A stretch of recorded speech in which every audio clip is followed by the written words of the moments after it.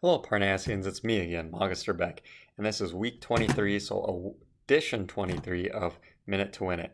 And this one's going to be pretty basic and easy. Now that the weather's finally warming up, it's going to be like 40 degrees, 37 degrees, somewhere around there. And we'd like you to go outside and do something with the snow. So the Minute to Win It competition this week is to try to make the biggest, tallest tower out of the snow that you can do. And I think Wednesday it's going to be like around 37 degrees, so the snow should be fairly sticky.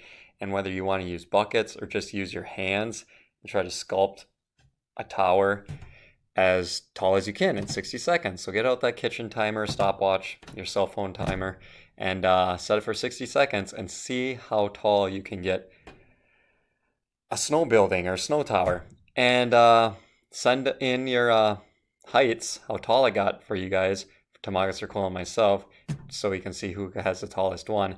And after a minute, if it's whatever tall, see if you can keep on going and see how tall you can get it before it actually tips over. Whether it takes you 2, 3, 4, 5 minutes, doesn't matter. After the minute, measure it, send those measurements to Magister Cole and myself, Magister Beck.